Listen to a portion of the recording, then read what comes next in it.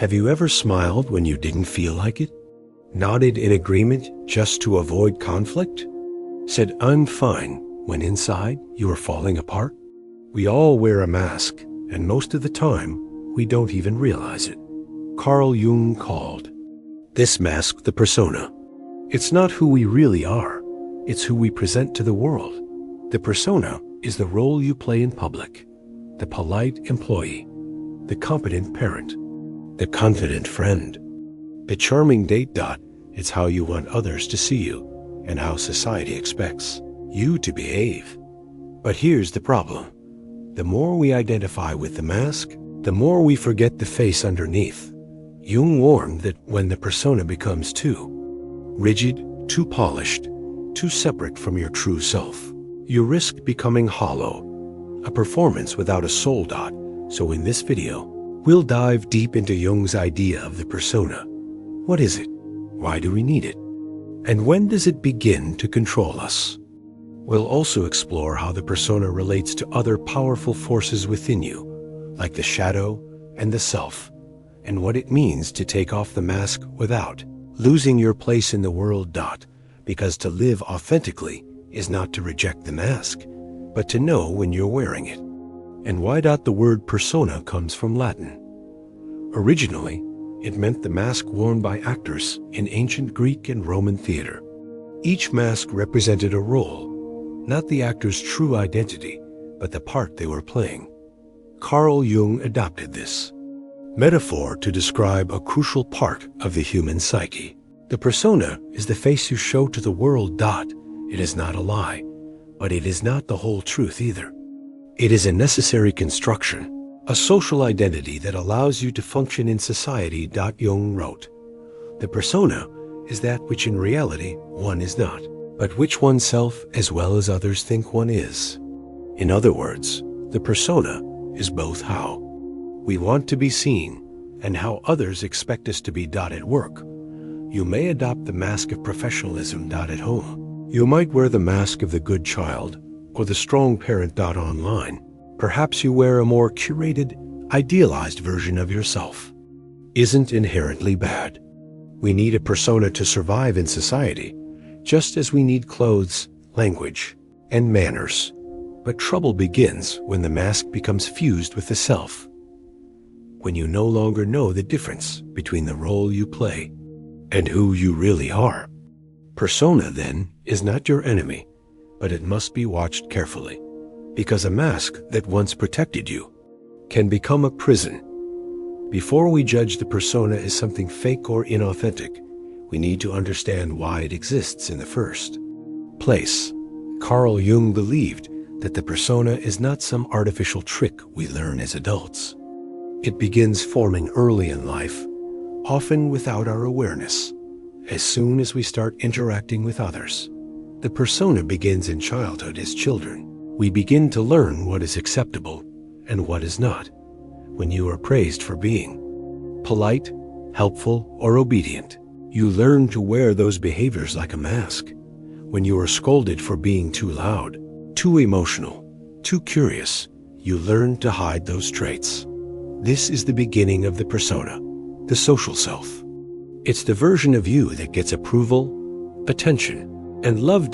It helps you belong. Society demands a role. As we grow, the demands increase. School, work, family, relationships, they all expect us to fit into roles.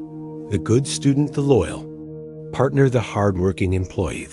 Successful adult society gives us masks and rewards us when we wear them well. And in many ways, this is necessary. Without the persona, we would struggle to function. Imagine a world where no one filtered their emotions, played their part, or respected boundaries. It would be chaos. The persona creates order, structure, and social stability. The problem isn't the mask, it's forgetting you're wearing. Jung never said we must get rid of the persona, but he warned that if we become identified with it, we risk losing our soul.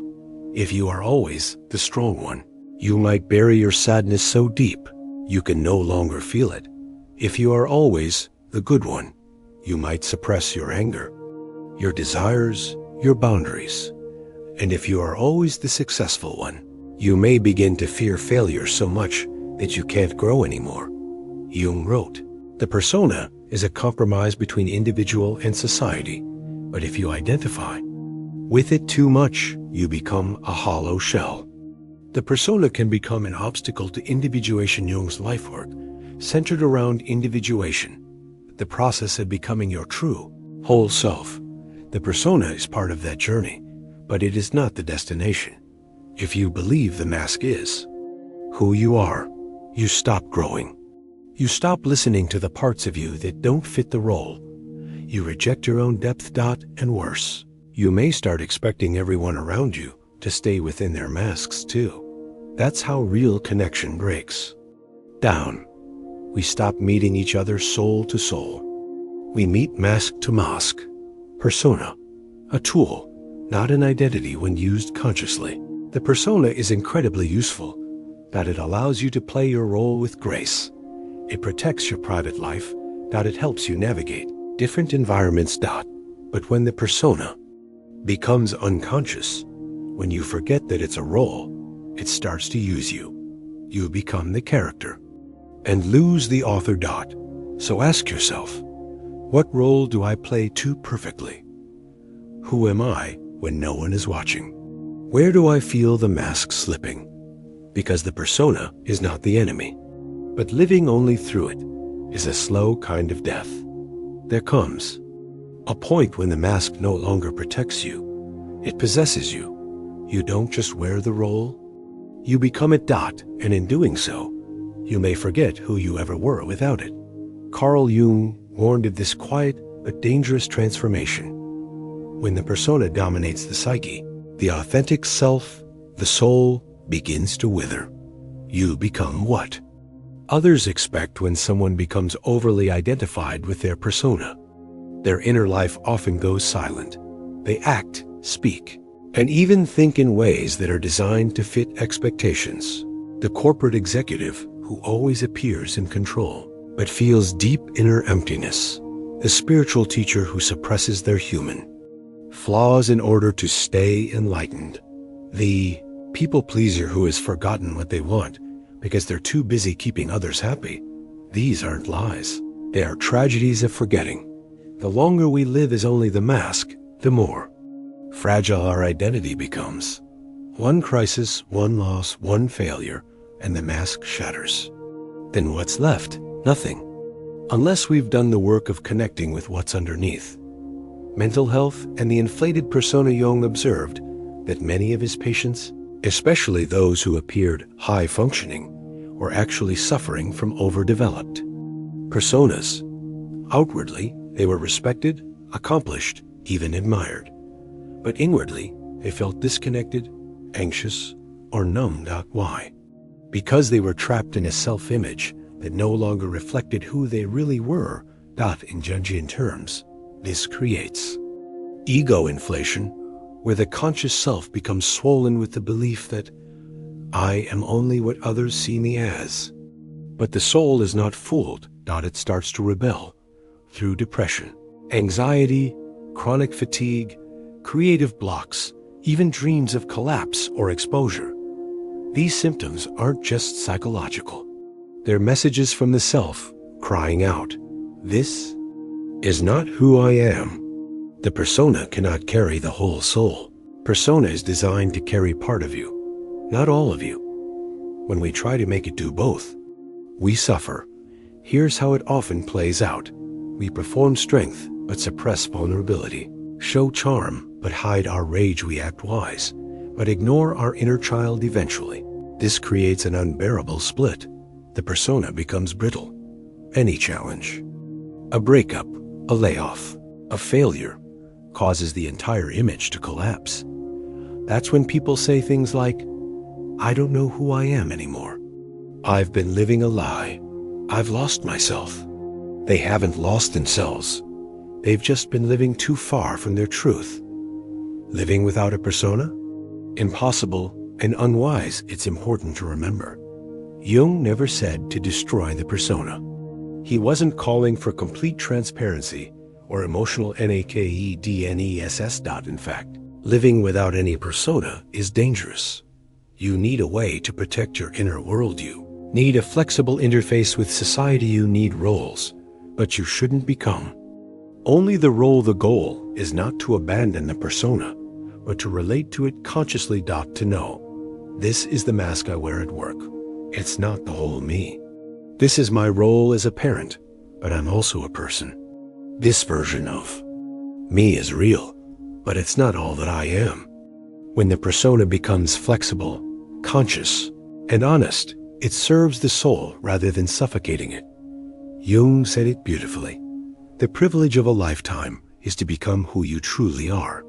But you can't do that if you're lost in the performance. Where there is a mask, there is always a shadow. In Jungian psychology, the persona and the shadow are deeply connected. They are two forces that form a delicate and often tense relationship within the psyche. If the persona is what we show, the shadow is what we hide. What is the persona? The persona is our curated self. It is how we want to be seen: competent, kind, successful, composed. It includes traits we've chosen to highlight and values we've embraced to fit into society. But to create this polished version of self, we must also push other parts of us away. What is the shadow? The shadow is made of everything we've rejected, denied, or disowned. Not just bad things, but often qualities that were inconvenient, misunderstood, or even powerful. It may include anger, sexuality, vulnerability, creativity, envy, sadness, even joy. If joy was unsafe in your childhood, the shadow is not evil. It is simply unconscious. And the more rigid your persona becomes, the larger your shadow grows in the dark. The more perfect the mask, the more powerful the shadow. Jung observed that people who appeared overly virtuous, positive, or in control often had deeply repressed emotions lurking beneath the surface. The always kind person may hide deep rage. The always confident persona may be covering shame. The spiritual guru may be suppressing their human flaws. This is not hypocrisy. It's a natural consequence of over-identifying with the persona. Jung warned, people will do anything, no matter how absurd, to avoid facing their own souls. And yet, whatever we avoid, denies, or repress will return, often through projection. Projection. Seeing your shadow in others. When we are cut off from our shadow, we begin to see it outside of ourselves. You hate the selfishness in others, but ignore your own unmet needs. You mock someone's vulnerability while hiding your own longing. To be seen, you accuse someone of arrogance while secretly craving recognition. This is projection. The unconscious shadow leaks out and shows up in your judgments. Facing this truth is uncomfortable, but it's also liberating, because what we project, we can reclaim. And what we reclaim, we can integrate. Integration, letting the shadow speak. The key is not to eliminate the persona or destroy the shadow. It's to bring them into relationship. Jung encouraged us to explore. Where do I wear a mask that no longer fits? What am I afraid others might see? What do I criticize in others that might live in me? These are not easy questions. They demand humility, honesty, and the courage to face the unknown. But this is how we become whole. Persona plus shadow equals wholeness. The persona gives you form. The shadow gives you depth. Together, they create the full spectrum of your humanity. A healthy psyche doesn't reject either. It learns to balance them. You can be kind and still have anger. You can be humble and still seek achievement. You can be spiritual and still be deeply human. The goal is not purity, it's integration, because what remains in the dark doesn't disappear. It just grows stronger. Jung once said, does not become enlightened by imagining figures of light, but by making the darkness conscious. And that begins when you stop hiding behind the mask and start listening to what you've buried underneath. If the persona is a mask, then taking it off is an act of truth. But truth is not always easy or comfortable.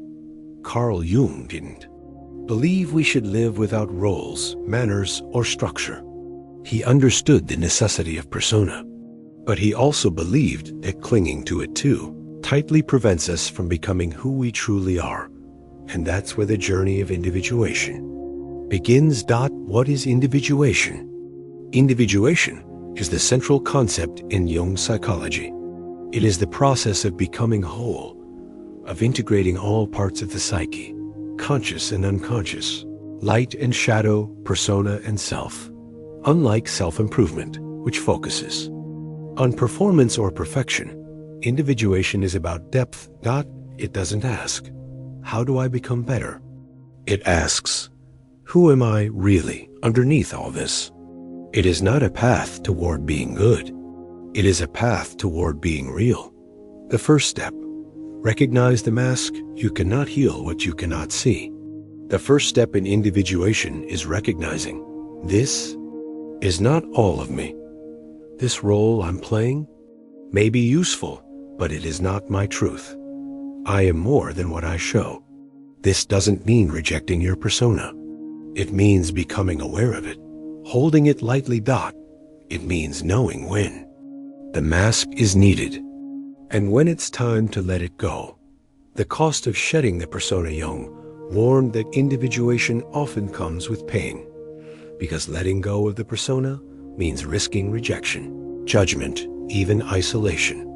Imagine the high achiever who realizes success no longer satisfies him, the nice person who finally says no and disappoints others, the parent who admits, I'm more than this role. I want to rediscover myself. These are small deaths of identity, but they are also rebirths of the soul, because as long as you cling to the persona, you remain a fragment, not a full human being. From persona to presence, the opposite of persona is not chaos. It is presence. When you move beyond the need to perform, prove, or please, you become more grounded, authentic, and alive. You can speak with clarity, not performance. Set boundaries without guilt. Show up with vulnerability and strength. Let people see you, not your mask. This is not weakness. This is inner alignment. The world may not always reward authenticity, but your soul will. Integration, not rebellion. Some people misunderstand this process. They think Jung was inviting rebellion, a total rejection of society, roles, or norms. But individuation is not a tantrum. It's a transformation. It doesn't mean throwing away your responsibilities. It means living them consciously without forgetting who you are behind them. You can be a teacher, a parent, a leader without losing your essence in the role. You can wear the mask, but you don't have to become it. Becoming the self in Jung's psychology is the totality of who you are. Not just your public self, but your deeper, eternal essence. It is what you were before the world told you who to be. It is the still voice behind all the masks, and it's waiting to emerge, to be heard, to be lived. Individuation is not a path you walk once. It is a lifelong dance between expression and depth, appearance and reality. The more you walk it, the more your life stops being a performance and starts becoming a truth. Jung wrote, the privilege of a lifetime is to become who you truly are. And that journey always begins with one honest moment, when you finally ask, who am I without the mask? You don't need to throw away your mask to live a meaningful life. You just need to remember that it's a mask. In the dance between who we are and who we appear to be, there is space for both dignity and depth. Carl Jung never asked us to live naked before the world. He asked us to live awake, to know when we're performing and when we're speaking from the soul. Persona is not your enemy. It's a tool, a bridge between you and the world. But don't confuse the bridge for your home. The journey of individuation invites you inward, to the places where your voice was silenced, your fire was dimmed, and your truth was traded for approval. To go there is not easy, but it is the beginning of wholeness, and you are not alone in this journey. If you found value in this video, if something in you stirred or resonated, consider subscribing to this channel. Together, we'll continue exploring the insights of Carl Jung, the hidden language of the soul, and the deep psychological truths that shape our lives. Let's take off the mask, not to discard it, but to meet the face beneath it. Maybe for the very first time. Until next time, take care and stay deeply human. Like this video, share it with a fellow seeker, and subscribe for more Jungian wisdom every week.